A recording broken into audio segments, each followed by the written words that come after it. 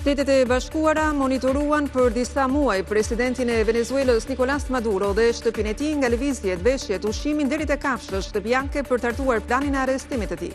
Ai u kap nga DEA brenda dhomës bunker ku tentoi të largohej.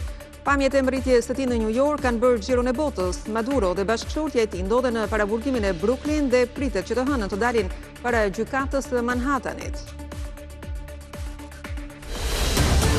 Pasi u shpreh mahnitur me arrestimin e Maduros, Donald Trump tha se SBA do të qeverisin përkohësisht Venezuelën, por gjykata e lartë atje kaloi pushtetin tek besnikja e tij, zëvendës presidenti Rodriguez.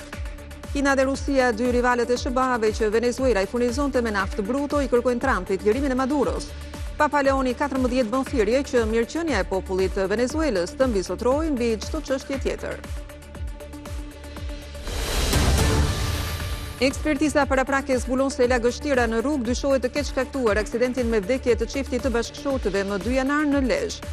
Për aksidentin me 3 të vdekur në Tepelen ende nuk ka rezultat zyrtar, por hetimet janë përqendruar mbi shpejtësinë e makinave në një aks ku lejohet deri në 80 km/h.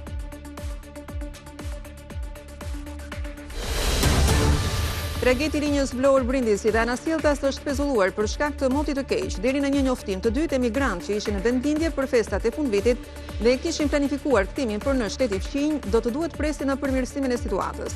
Për shmangjen e përplasjeve, tragedi i linjës Vlorë-Brindisi po qëndron në det të hapur në pjesën e radhës. Autoritetet zvicerane identifikuan edhe 16 të rinj të cilët humbën jetën nga zjarri në lokal më e vogla një 14 vjeçare zvicerane. Në total 24 viktima janë identifikuar, ndërsa procesi vijon ngadalë për shkak të digjeve të shumta.